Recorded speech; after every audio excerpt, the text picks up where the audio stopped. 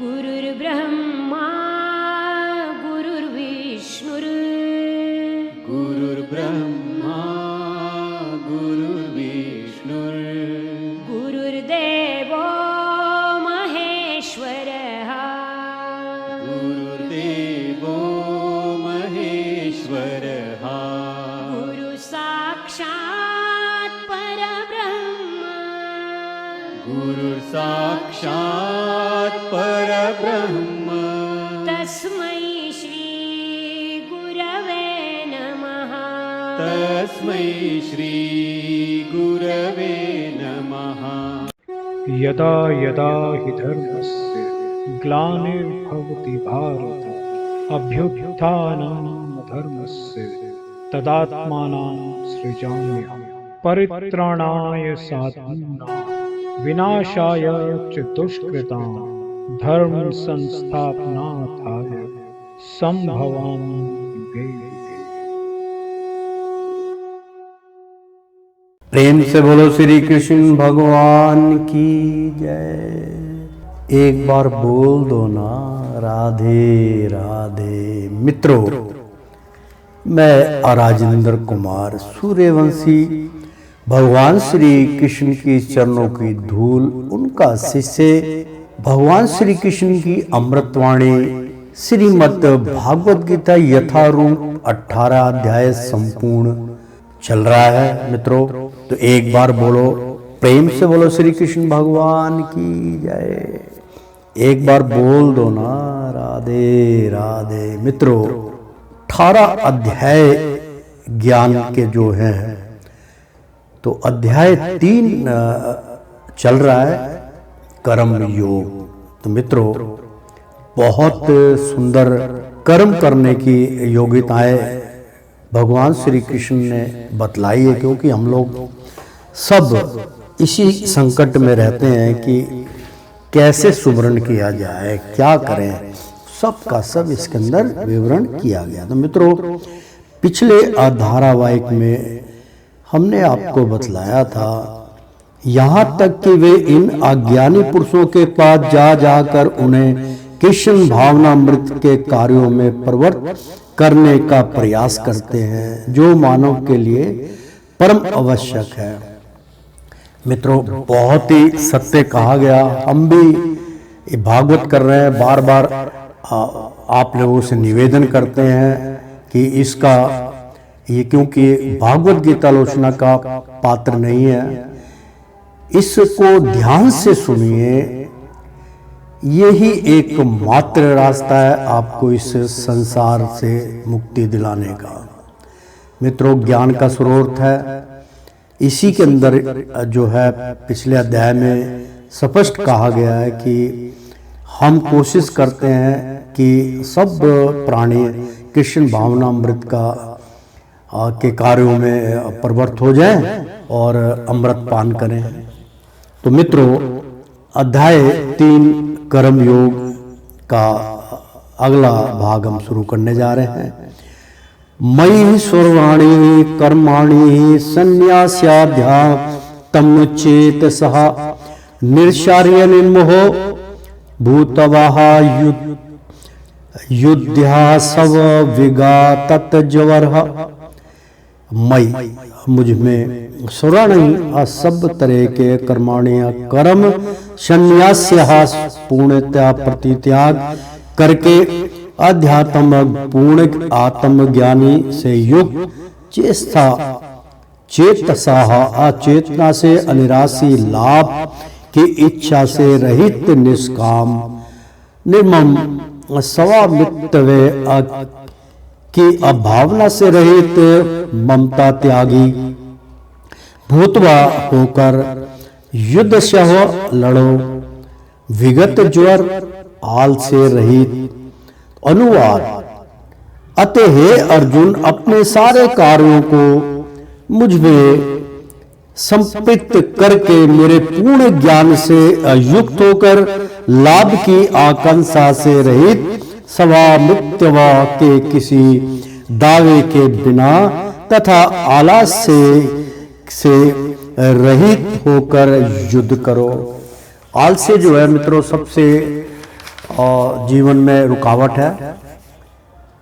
तात्पर्य यह श्लोक भागवत गीता के प्रयोजन को स्पष्टतया इंगित करने वाला है। भगवान की शिक्षा है कि स्वर धर्म पालन के लिए सैन्य अनुशासन के असादृश्य पूर्णतया कृष्ण भावना भक्ति होना आवश्यक है। ऐसे आदेश से कुछ कठिनाई उपस्थित हो सकती है, फिर भी कृष्ण के आश्रित होकर स्वधर्म का पालन करना ही चाहिए, क्योंकि यह जीव का वैधानिक स्वरूप है। जीव भगवान के सहयोग के बिना सुखी नहीं हो सकता, क्योंकि जीव की नित्य अस्वाभाविक स्थिति है कि भगवान की इच्छाओं के अधीन रह जाए। अतः श्री कृष्ण ने अर्जुन को युद्ध करने का इस तरह आदेश दिया मानो भगवान उसके सेना नायक हो। परमेश्वर की इच्छा के लिए मनुष्य को स्वशव की बलि करनी होती है और साथ ही अस्वामित्व जताए बिना स्वधर्म का पालन करना होता है। अर्जुन को भगवान के आदेश का मात्र पालन करना था। परमेश्वर समस्त आत्माओं के आत्मा है, अतः जो पूर्णतया परमेश्वर पर आश्रित रहता है या दूसरे शब्दों में जो पूर्णतया कृष्ण भावना भवित है वह आध्यात्म चेतक कहलाता है। निराशी का अर्थ है स्वामी के आदेश अनुसार कार्य करना किंतु फल की आशा ना करना। कोषाध्यक्ष अपने स्वामी के लिए लाखों रुपए गिन सकता है किंतु इसमें से वह अपने लिए एक पैसा भी नहीं चाहता। उसी प्रकार मनुष्य को यह समझना चाहिए कि इस संसार में किसी व्यक्ति का कुछ भी नहीं है, सारी वस्तुएं परमेश्वर की हैं। मैं अर्थात मुझ में का वास्तविक तात्पर्य यही है। और जब मनुष्य इस प्रकार से कृष्ण भावनामृत में कार्य करता है तो वह किसी वस्तु पर अपने अस्वामित्व का दावा नहीं करता। यह भावनामृत निर्मम अर्थात मेरा कुछ नहीं है कहलाता है। यदि ऐसे कठोर आदेश को जो शारीरिक संबंध में तथा कथित बंधु तत्व भावना से रहित है पूरा करने में कुछ झिझक हो तो उसे दूर कर देना चाहिए। इस प्रकार मनुष्य विगत जवर अर्थात आलस्य से रहित हो सकता है। अपने गुण तथा स्थिति के अनुसार प्रत्येक व्यक्ति को विशेष प्रकार का कार्य करना होता है और ऐसे कर्तव्यों का पालन कृष्ण भावना भक्ति होकर किया जा सकता है। इससे मुक्ति का मार्ग प्रशस्त हो जाएगा। ये में अमत मिंदहा नित्य मनुत्री शिष्टंतिहा मनवाह श्रद्धावंतो अस्य नासूयन्तो अमुच्यन्ते ते सपिहा कर्मा भी।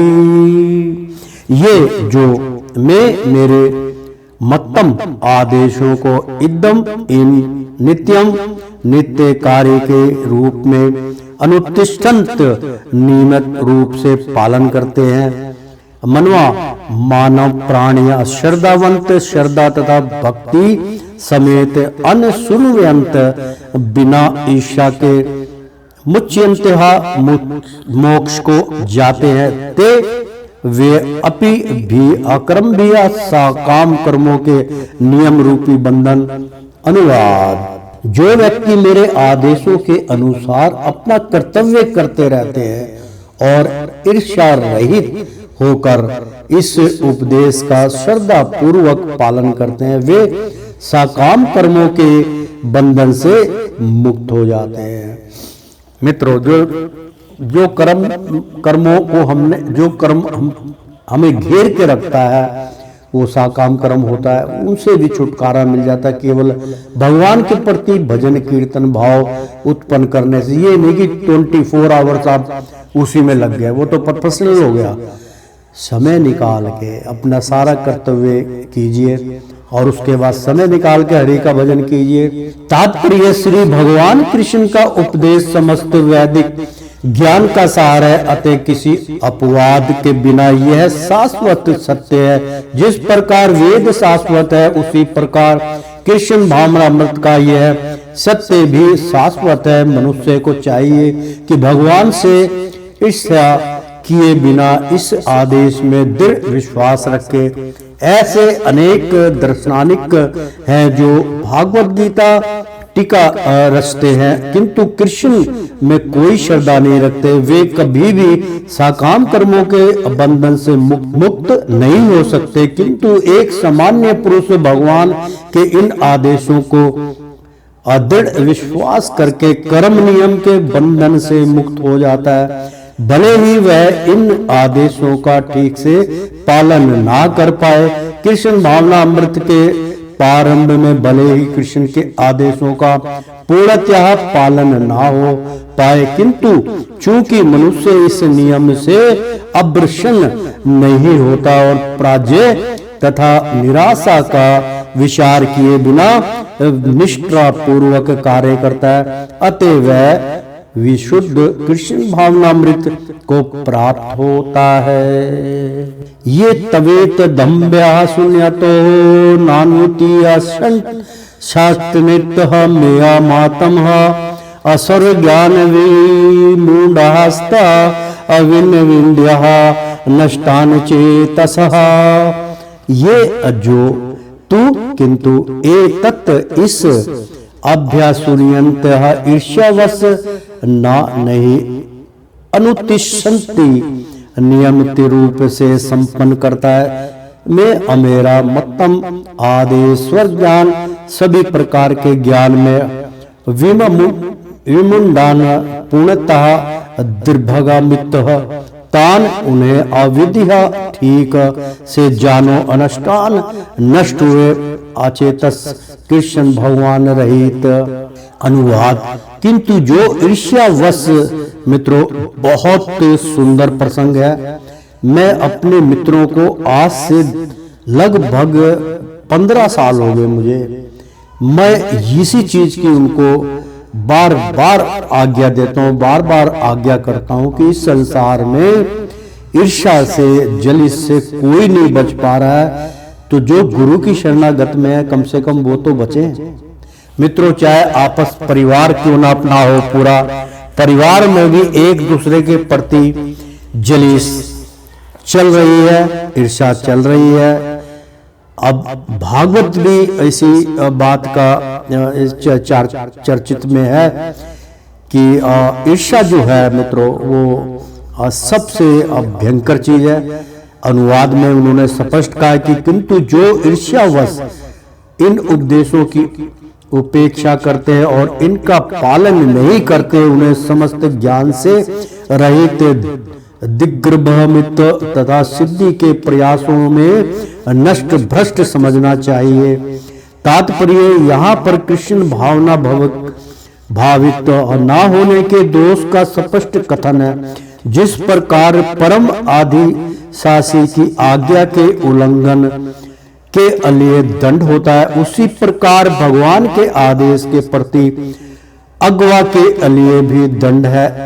अगवाकारी व्यक्ति चाहे कितना ही बड़ा क्यों न हो, वह शून्य हृदय होने से आत्मा के प्रति तथा पर ब्रह्मा परमात्मा एवं श्री भगवान के प्रति अनभिज्ञ रहता है। अतः ऐसे व्यक्ति से जीवन की सार्थकता की आशा नहीं की जा सकती है। सहंस चेष्टे स्वाहा स्याः अपरकते ज्ञार्णः वन्याप्य प्रकांति यंति भूतानि निर्गहा की करिष्यति।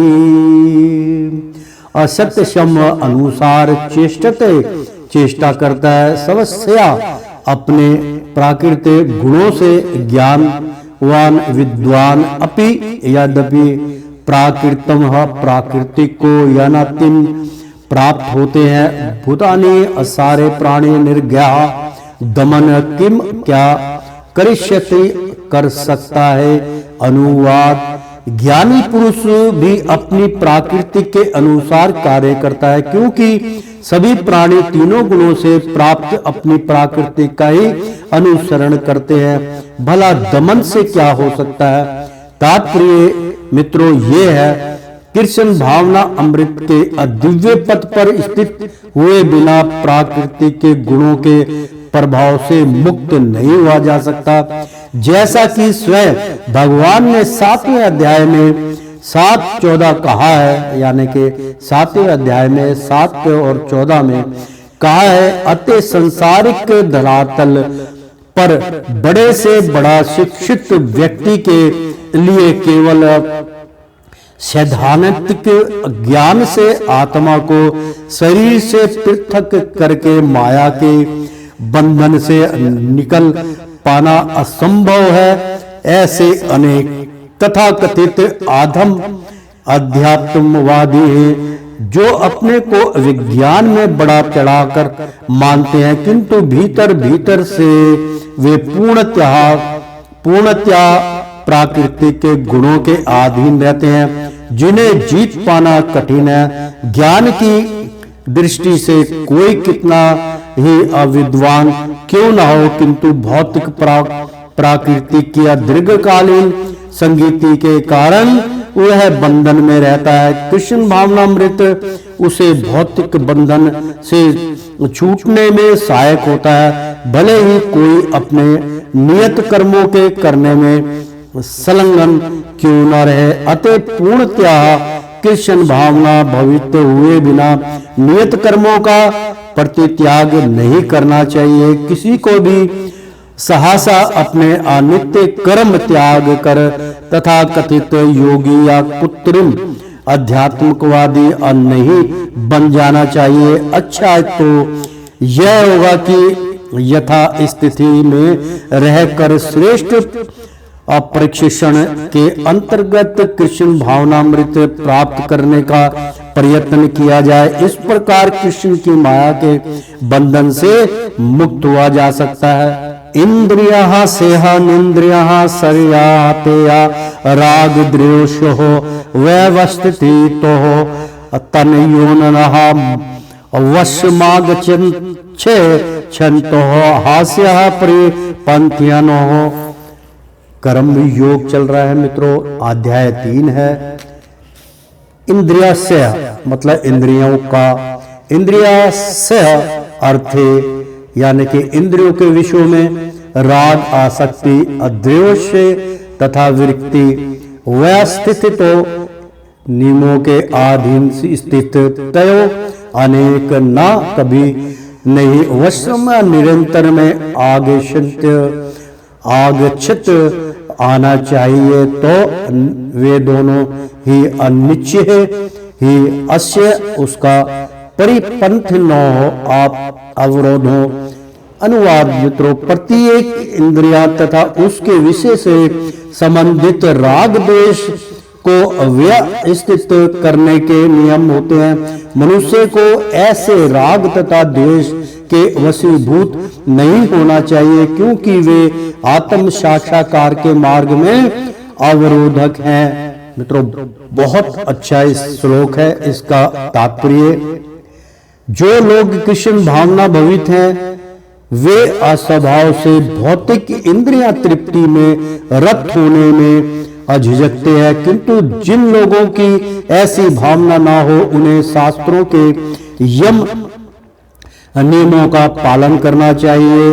अनियंत्र इंद्रियां भोग ही भौतिक बंधन का कारण है, किंतु मित्रों देखो, हर जगह पे जो कार्य में हम मजबूर होते हैं उसी कार्य के ऊपर यहाँ पे प्रतिबंध लगाया जा चुका। मैं थोड़ा सा इसका उच्चारण करके बतला दूं आपको, क्योंकि बहुत सुंदर ये श्लोक था। जो लोग कृष्ण भावना भवित हैं, मतलब जो भगवान श्री कृष्ण की आराधना में लगे, उनको तो कोई चिंता करने की आवश्यकता नहीं है।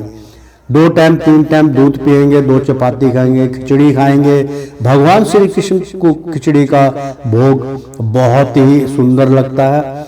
तो जो लोग कृष्ण भावना भवित हैं वे स्वभाव से भौतिक, यानी कि उनका जो स्वभाव है ये भौतिक संसार इंद्रिया तृप्ति, मतलब इस भौतिक संसार में रहकर इंद्रिया तृप्ति में रत होने में झिझकते हैं। यानी कि मतलब जो इंद्रिया तृप्ति है, यानी कि हमारी जैसे कि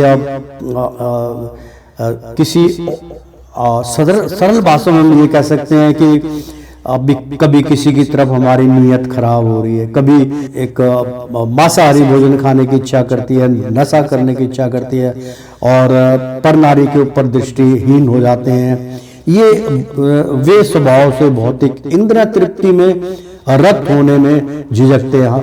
तो जो भगवान श्री कृष्ण के भक्त हैं वो थोड़ा सा इन कामों से पीछे हट जाते हैं कि ये काम हमारे भागवत में नहीं है। लेकिन किंतु जिन लोगों की ऐसी भावना ना हो उन्हें शास्त्रों के यम नियमों का पालन करना चाहिए।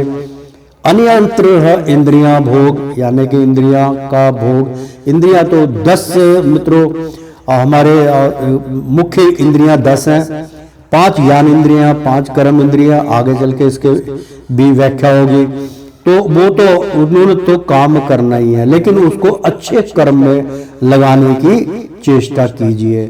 अनंतर है इंद्रियां भोगी भौतिक बंधन का कारण है, मतलब आपके इस भौतिक बंधन से छुटकारा ना पाना इंद्रिया भोग है का कारण है। किंतु जो शास्त्रों के यम नियमों का पालन करता है वह इंद्रियां विषयों में नहीं फंसता। उदाहरणार्थ यौन सुख भद्र जीव के लिए, यानी कि उदाहरण बहुत सुंदर है यौन सुख, यानी कि यौन सुख आप समझ रहे होंगे, जवानी का जो सुख होता है, ठाट बाट, बाल बनाना, मेकअप करना, स्त्री पुरुष आपस में प्रेम करना और जो भी है सैर सपाटा करना है। तो वृद्ध जीव यानी कि जो बुढ़े हो चुके हैं, वृद्ध जीव के लिए आवश्यक है और विवाह संबंध के लिए अंतर्गत यौन सुख की छूट दी जाती है। यानी कि ऐसा नहीं है कि आपको कोई उसमें कोई प्रतिबंध लगाया गया है, ऐसा कुछ भी नहीं है। यहाँ पे शास्त्र भी ये बोल रहा है मित्रों, बहुत सुंदर उदाहरण चल रहा है, मैं साथ के साथ इसका उच्चारण करके भी आपको बतलाता हूँ। वह इंद्रियां विषयों में नहीं फंसता है, मतलब जो किंतु जो शास्त्रों के यम नियम, मतलब जो शास्त्र के अंदर नियम बतलाए गए कि सुबह भोर समय में उठिए, नहाइए धोइए, भगवान का भजन कीर्तन करिए, फिर अपने मतलब जीवन काल के कार्य को संपूर्ण कीजिए, ये सारा जो है यम नियमों का पालन कहलाता है कि अच्छे कर्म करोगे अच्छा फल, बुरा कर्म करोगे बुरा फल। वह इंद्रियां विषयों में नहीं फंसता। जो इंद्रियां हमें बार बार जो उत्तेजित करती हैं उसमें वो आदमी कभी नहीं फंस पाता। उदाहरणता मतलब उदाहरण जो इसका दिया गया यौन सुख, मतलब जो है जो यौन सुख है उसके कई मतलब जवानी के सुख भी कह सकते हो, बुढ़ापे के सुख भी कह सकते हो। यौन सुख का मतलब होता है शारीरिक समन। तो यौन सुख वृद्ध जीव यानी कि जो वृद्ध हो जाते हैं, जो आयु उनकी जो पूरी होने लगती है 50 से ऊपर 60-65 साल के हो जाते हैं, 70 साल के हो जाते हैं, उनके लिए ये शब्द का यहाँ पे इस्तेमाल किया गया कि यौन सुख वृद्ध जीव के लिए आवश्यक है। यानी कि वृद्ध जीव भी उस सुख का प्राप्त कर सकते हैं। प्रेम से बैठ के दो भजन कीजिए, आपस में प्रेम की वार्तालाप कीजिए और विवाह संबंध, जिनका विवाह है, जो विवाह से संबंधित है, विवाह संबंध के अंतर्गत मतलब विवाह जैसे कि हमारी अर्धांगिनी है, स्त्री और पुरुष, अंतर्गत यौन सुख की छूट दी जाती है। यानी कि उनके लिए कोई रुकावट नहीं है। आप उस अपनी धर्मपत्नी के साथ, अपनी अर्धांगिनी के साथ जैसा मर्जी मतलब जो है यौन सुख प्राप्त कर सकते हैं, शास्त्र कहता है। लेकिन इसमें पिछले भी अध्याय में बतलाया गया कि पर नारी से आपको बचना पड़ेगा। ये अपने शास्त्र के विरुद्ध है मित्रों। शास्त्रीय आदेशों के अनुसार अपनी पत्नी के अतिरिक्त, देखो मित्रों कितना सुंदर, हरि महाराज कितने प्रसन्न होते हैं जब मैं उच्चारण करता हूं।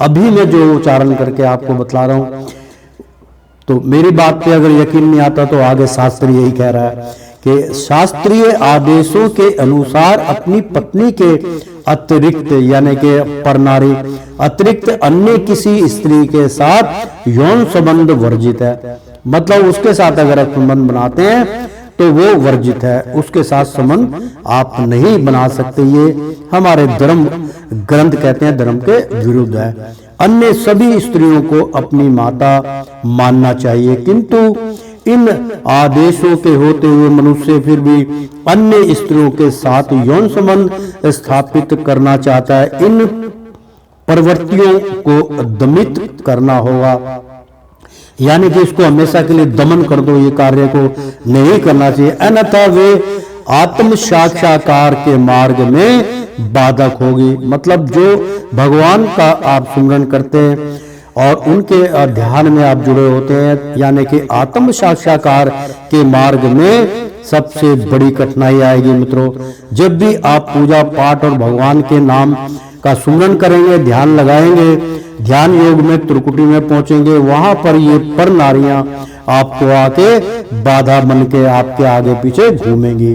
स्पष्ट रूप से मैं तो कोई इसमें विचारधारा नहीं करता हूं, क्योंकि इसमें ज्ञान चर्चा चल रही है, अन्यथा वे आत्मा साक्षात्कार के मार्ग में बाधक होंगी। और तब तक यह भौतिक शरीर रहता है, तब तक शरीर की आवश्यकताओं को यम नियमों के अंतर्गत पूर्ण करने की छूट दी जाती है, किंतु फिर भी हमें ऐसी छूटों के नियंत्रण पर विश्वास नहीं करना चाहिए। मनुष्य को अनासक्त रहकर इन यम नियमों का पालन करना होता है, क्योंकि नियमों के अंतर्गत इंद्रिया तृप्ति का अभ्यास भी उसे पथ भ्रष्ट कर सकता है। जिस प्रकार की राजमार्ग तक में दुर्घटना की संभावना बनी रहती है, भले ही इन मार्गों की कितनी ही सावधानी से देखभाल क्यों ना की जाए, किंतु इसकी कोई गारंटी प्रतिभू नहीं दे सकता कि सबसे सुरक्षित मार्ग पर भी कोई खतरा नहीं होगा। भौतिक संगीति की कारण अत्यंत दीर्घ काल से इंद्रियां सुख की भावना कार्य करती रहती हैं, अतः नियमित इंद्रियां भोग के बावजूद चायुक्त होने की हर संभावना बनी रहती है। अतः सभी प्रकार से नियमित इंद्रियां भोग के लिए किसी भी आसक्ति से बचना चाहिए, लेकिन कृष्ण भावनामृत में ऐसा है कि इसके प्रति आसक्ति से या सदैव कृष्ण की प्रेमा भक्ति में कार्य करते रहने से सभी प्रकार के इंद्रियां कार्यों से विरक्ति हो जाती है। अतः मनुष्य को चाहिए कि वह किसी भी अवस्था में कृष्ण भावनामृत से विरक्त होने की चेष्टा ना करे। समस्त प्रकार की इंद्रियां आसक्ति से विरक्त का उद्देश्य अनंत कृष्ण भगवान अमृत पान कीजिए। कृष्ण भगवान अमृत के पद पर आसीन होना है। श्रेहाना स्वः धर्मोहानि विगुण परम धर्मात सवनुष्ठितता असवर धर्मेहा निधन निर्धन शिरः पर धर्म भायः वह। अर्थात मित्रों, श्रेयान अधिक श्रेष्ठकर स्वधर्म अपने अनित्य कार्य विगुण दोषयुक्ति भी पर धर्मात्रम अन्यों के लिए उल्लेखित कार्यों की अपेक्षा शुरू अनुष्ठात भली भांति संपन्न अस्वधर्म अपने अनित्यम कर्मों में निधनम विनाश मृत्यु श्रेष्ठर पर धर्म अन्यों के नियत कर्म भय अवह खतरनाक डरावना। अनुवाद, अपने अनियत कर्मों को दोषपूर्ण ढंग से संपन्न करने भी अन्य के कर्मों के भली भांति करने से श्रेष्ठकर है। सभी यह कर्मों को करते हुए मरना प्राय कर्मों में प्रवृत्त होने की अपेक्षा श्रेष्ठतर है, क्योंकि अन्य किसी के मार्ग का अनुसरण भयावह होता है। मतलब बहुत सुंदर अनुवाद है मित्रों कि अपने नियत कर्म, जो आपके अपने धर्म के अनुसार जो आपके कर्म है उसको दोषपूर्ण बनाइए, को दोषपूर्ण ढंग से संपन्न करना भी, मतलब उसको उस पर कोई दोष रोपण ना करे, इस प्रकार से पूजा रचना करनी चाहिए। भी अन्य के कर्मों को भली भांति करने से, मतलब जो लोग दूसरे उनको देख के अपने कर्म नियत को नहीं बदलना चाहिए। भली भांति करने से, जैसे कि चोला बदलने से अंतरकरण इंसान का या साधु संतों का कभी नहीं बदलता। तो भली भांति करने से शेष कर है सव्येह कर्मों को करते हुए, मतलब सभी कामों को करते हुए मरना प्राय, मतलब उन कामों को करते हुए मरना प्राय कर्मों में, मतलब किसी और कर्मों में व्यर्थ, मतलब प्रवृत्त होने की अपेक्षा श्रेष्ठतर, मतलब अगर आप अपना धर्म परिवर्तन करते हैं, किसी और जो है भगवान हरि की शरणागत को छोड़ के, जो आदमी कृष्ण भक्त है उसको छोड़ के ठुकरा के किसी और धर्म को अपनाने की चेष्टा करता है, तो शास्त्र उसकी अनुमति नहीं देता है, वो उससे तो मर जाना अच्छा होता है। तो क्योंकि अन्य किसी के मार्ग का अनुसरण भयावह होता है, यानी कि किसी और मार्ग पे चलोगे उसका जो रिजल्ट है, उसका अनुसरण है, उसकी जो शरणागत है वो बहुत भयानक होती है। इसलिए मित्रों इस सब चीजों से आपको, यानी ऐसे धर्मों से बचना चाहिए। तात्पर्य अतः मनुष्य को चाहिए कि वह अन्यों के लिए नित्यम कर्मों की अपेक्षा अपने नियत कर्मों को श्री भगवान अमृत में करे। भौतिक दृष्टि से नियत कर्म मनुष्य की मनोवैज्ञानिक दशा के अनुसार भौतिक प्राकृतिक के गुणों के अधीन आदिष्ट कर्म है। आध्यात्मिक कर्म कृष्ण की दिव्य सेवा के लिए गुरु द्वारा आदेशित होते हैं, किंतु चाहे भौतिक कर्म हो या आध्यात्मिक कर्म मनुष्य को मृत्यु पर्यंत अपने अनित्य कर्मों में दृढ़ रहना चाहिए। अन्य के निर्धारित कर्मों का अनुकरण नहीं करना चाहिए। आध्यात्मिक तथा भौतिक स्तरों पर ये कर्म भिन्न भिन्न हो सकते हैं, किंतु कर्ता के लिए किसी प्रमाणिक निर्देशन के पालन का सिद्धांत उत्तम होगा। जब मनुष्य प्रकृति के गुणों के वशीभूत हो तो उसे उस विशेष अवस्था के लिए नियमों का पालन करना चाहिए, उसे अन्यों का अनुसरण नहीं करना चाहिए। उदाहरणार्थ सतोगुणी ब्राह्मण कभी हिंसक नहीं होता, किंतु रजोगुणी क्षत्रिय को हिंसक होने की अनुमति है। इस तरह क्षत्रिय के लिए हिंसा के नियमों का पालन करते हुए विनिष्ठ होना जितना श्रेष्ठकर है, उतना अहिंसा के नियमों का पालन करने वाले ब्राह्मण का अनुकरण नहीं। हर व्यक्ति को एकाएक नहीं, आपूर्ति क्रम से अपने हृदय को स्वस्थ बनाना चाहिए। किंतु जब मनुष्य प्राकृतिक के गुणों को लांग कर कृष्ण भावनामृत में पूर्णतया लीन हो जाता है, तो वह प्रमाणिक गुरु के निर्देशन में सब कुछ कर सकता है। कृष्ण भावनामृत की पूर्ण स्थिति में एक क्षत्रिय ब्राह्मण की तरह और एक ब्राह्मण क्षत्रिय की तरह कर्म करता है। दिव्य अवस्था में भौतिक जगत का भेदभाव न और नहीं रह जाता। उदाहरणार्थ इसका उदाहरण है विश्वामित्र मूलत क्षत्रिय थे, किंतु बाद में वे ब्राह्मण हो गए। इसी प्रकार परशुराम पहले ब्राह्मण थे, किंतु बाद में वे क्षत्रिय बन गए। ब्रह्मा में स्थित होने के कारण वे ही ऐसे कर सके, किंतु जब तक कोई भौतिक स्तर पर रहता है उसे प्राकृतिक के गुणों के अनुसार अपने कर्म करने चाहिए। साथ ही उसे कृष्ण भावनामृत का पूरा बोध होना चाहिए। अर्जुन उवाच अथे केन प्रयुक्तस्यः पाम्पः चरति पुरुष अनिच्छ यन्नप्रिय वैष्णः बलः देव नियोजतः अर्जुन उवाच, अर्जुन ने कहा, अथे तब केन किसके द्वारा प्रयुक्त प्रेरित, अयम यह पापम पाप चरित्र करता है पुरुष व्यक्ति अनिच्छन न चाहते हुए अपि यद्यपि वर्ण्य हे अवर्णवंशी बलहात बलपूर्वक ही मानो नियोजित लगाया गया। अनुवाद, अर्जुन ने कहा, हे वृषवंशी मनुष्य ना चाहते हुए भी अपाप कर्मों के लिए प्रेरित क्यों होता है? ऐसा लगता है कि उसे बलपूर्वक उनमें लगाया जा रहा हो।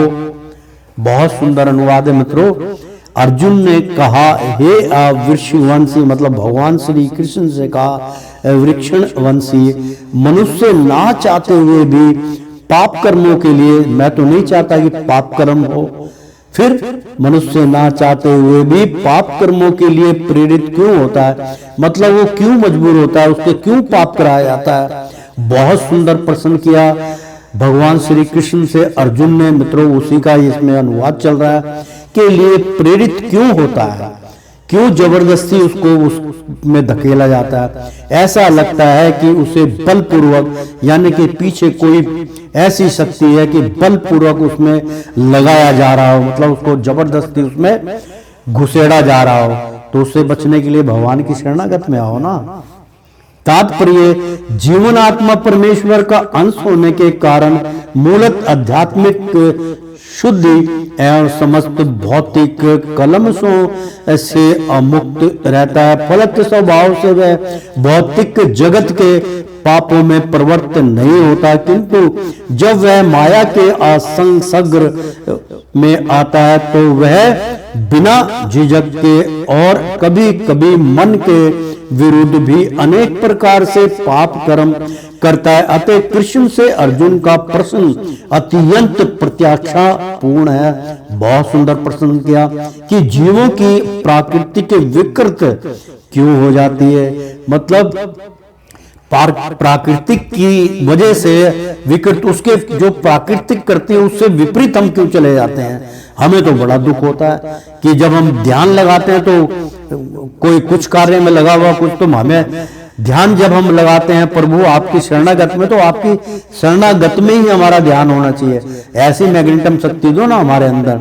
बहुत सुंदर प्रश्न जो है अपना अर्जुन ने भगवान श्री कृष्ण से कहा, अविकृत क्यों हो जाते हैं? यद्यपि कभी कभी जीव कोई पाप नहीं करना चाहता, किंतु उसे ऐसा करने के लिए बाध्य होना पड़ता है, किंतु ये पाप कर्म अंतर्यामी परमात्मा द्वारा प्रेरित नहीं होते, आपूर्ति अन्य कारणों से होते हैं, जैसा कि भगवान अगले श्लोक में बताते हैं।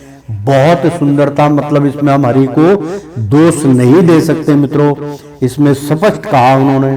तो श्री भगवान वाच, तो हरि महाराज क्या कह रहे हैं अर्जुन को इस जवाब में कि हमें पाप से कैसे मुक्ति मिले, हमें पाप में क्यों धकेला जाता है? भगवान ने कहा, अब ईश्वर के परमात्मा द्वारा प्रेरित नहीं होते, भगवान इसमें प्रेरित नहीं करते, आपूर्ति आपका अपना कर्म है, अन्य कारण से होते हैं।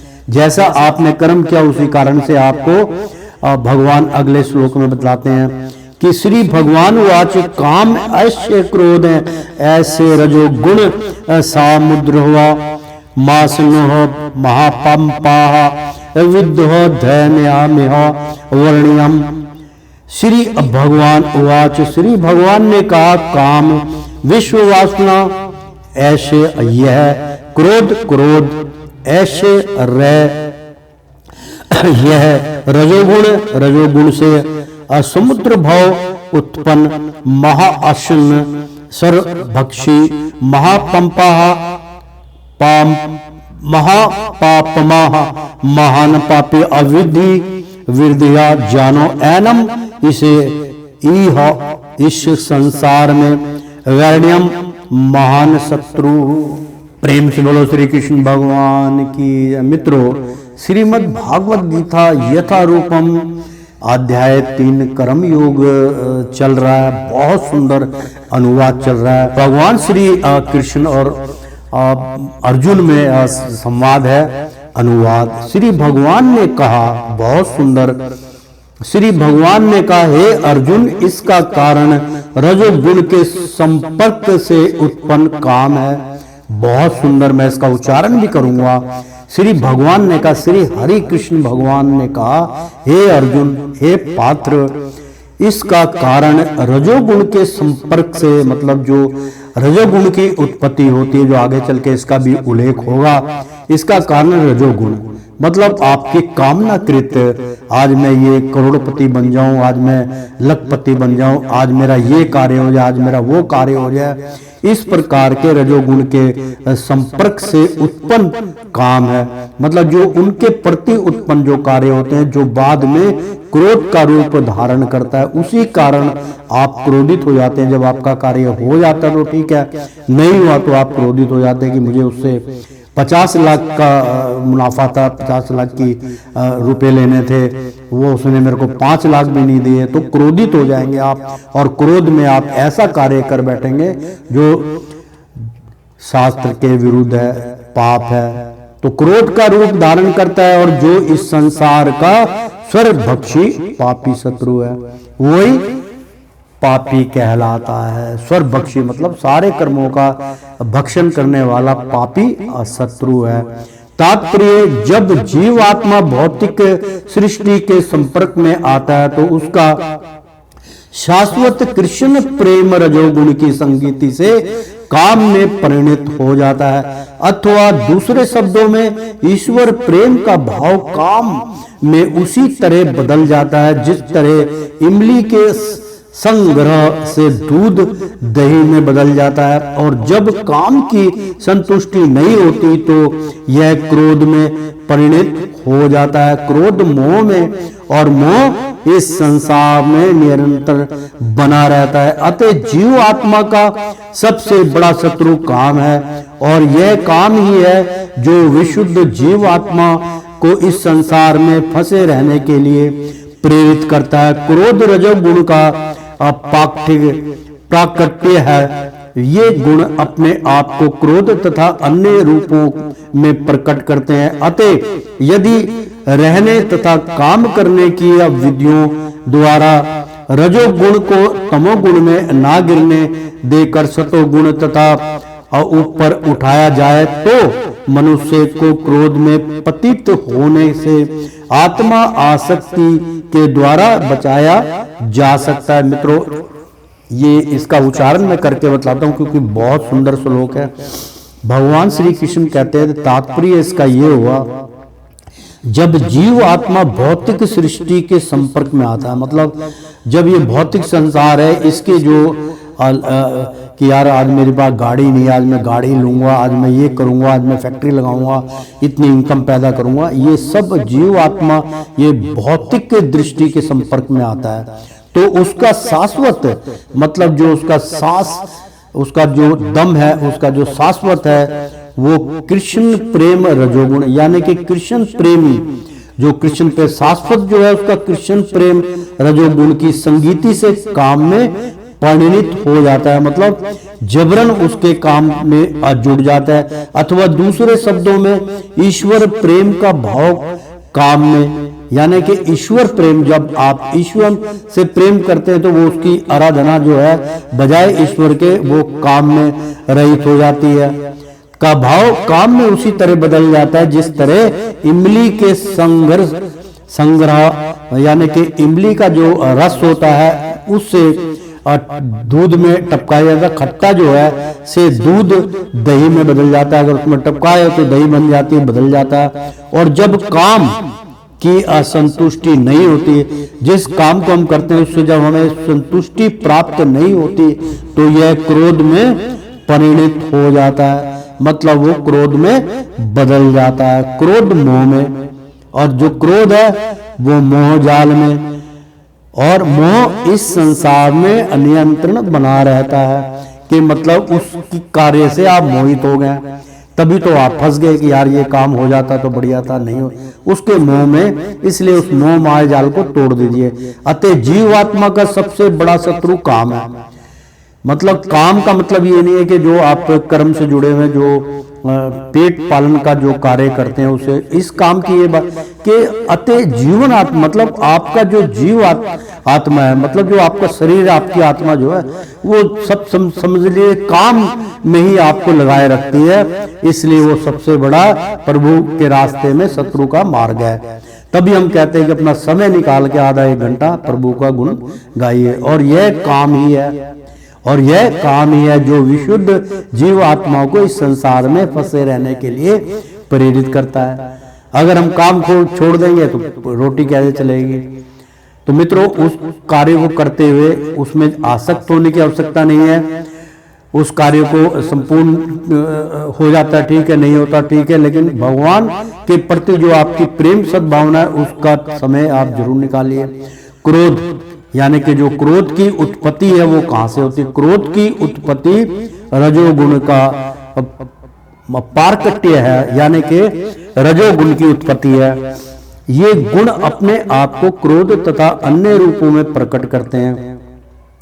मतलब रजोगुण जो है मित्रों यही क्रोध का कारण है। अतः यदि रहने तथा काम करने की विधियों द्वारा रजोगुण की तमोगुण में ना गिरने देकर, यानी कि वो रजोगुण को तमोगुण में ना गिरने देकर सतोगुण तक ऊपर उठाया जाए, यानी कि जो कर्म है इन दोनों कर्मों को छोड़ के, कि कई बार क्या होता है कि जो रजोगुण की उत्पत्ति है वो तमोगुण में बदल जाती है। आज बहुत थक गया, पैसा ज्यादा आया, तो तामसी गुण प्राणी के अंतरकण में बैठ जाते हैं, उससे फिर वो कुकर्म करता है, वो मांस लाएगा, कुछ लाएगा, नशा पानी करेगा, सहवास करेगा, कुछ भी करेगा, उल्टे सीधे कुकर्म में जुड़ जाता है। तो इसलिए रजोगुण जब ये तमोगुण की उत्पत्ति के लिए ले जाता है तो उसमें आप आसक्त ना होइए, ना गिरने देकर, मतलब उसमें ना गिरने दो, जो है रजोगुण को तमोगुण में ना गिरने दो। तो उसको जब उसकी उत्पत्ति होती तमोगुणों की, जब उससे आपको कुछ लाभ प्राप्त होता है तो उसको बजाय तमोगुण में जाने के सतोगुण के अंदर उसका व्यवहार कीजिए, तक ऊपर उठाया जाए तो मनुष्य को क्रोध में पतित होने से आत्मा आसक्ति के द्वारा बचाया जा सकता है। तो अपने नित्य वर्धमान चिंतानंद के लिए भगवान के अपने आप को अनेक रूपों में विस्तारित कर लिया, और जीवात्माएं उनके इस वीणानंद के ही अंश हैं। उनको भी आंशिक स्वतंत्रता प्राप्त है, किंतु अपनी इस स्वतंत्रता का दुरुपयोग करके जब वे आसेवा को इंद्रियां सुख में बदल देती हैं तो वे काम की अचपेट में आ जाती है। भगवान ने इस सृष्टि की रचना जीव आत्माओं के लिए इन कर्मपूर्ण रुचियों की पूर्ति हेतु सुविधा प्रदान करने के निमित्त की, और जब जीव आत्माएं दीर्घकाल तक काम कर्मों में फंसे रहने के कारण पूर्णतः उब जाती हैं तो वे अपना वास्तविक स्वरूप जानने के लिए जिज्ञासा करने लगती है। यह जिज्ञासा वेदांत सूत्र का प्रारंभ है, जिसमें यह कहा गया है, अथातो ब्रह्मा जिज्ञासा, मनुष्य को परम तत्व की जिज्ञासा करनी चाहिए। और इस परम तत्व की परिभाषा श्रीमद् भागवत में इस प्रकार दी गई है, जन्मधस्य यतो सन्न व्यादियत तत्रस्तस्यः चाह। सारी वस्तुओं का उद्गम पर ब्रह्मा है, अतः काम का उद्गम भी पर ब्रह्मा से हुआ। अतः यदि आप भागवत प्रेम में या कृष्ण भावना में परिणित कर दिए जाएं, या दूसरे शब्दों में कृष्ण के लिए ही सारी इच्छाएं हो, तो काम तथा क्रोध दोनों ही आध्यात्मिक बन सकेंगे। भगवान राम के अनन्य असेवक हनुमान ने रावण की स्वर्णपुरी को जलाकर अपना क्रोध प्रकट किया, किंतु ऐसे करने से वे भगवान के सबसे बड़े भक्त बन गए। यहाँ पर भी श्री कृष्ण अर्जुन को प्रेरित करते हैं कि वह शत्रुओं पर अपना क्रोध भगवान को प्रसन्न करने के लिए दिखाएं। अतः काम तथा क्रोध कृष्ण भावनामृत में प्रयुक्त होने का हमारे शत्रु ना रहकर मित्र बन जाते हैं। तो प्रेम से बोलो श्री कृष्ण भगवान की जय। ओ श्रीमन नारायण नारायण हरि हरि, तेरी लीला सबसे न्यारी न्यारी, बोलो हरि हरि। श्रीमन नारायण नारायण हरि हरि। मित्रों, भक्तों, एक बार बोल दो ना राधे राधे।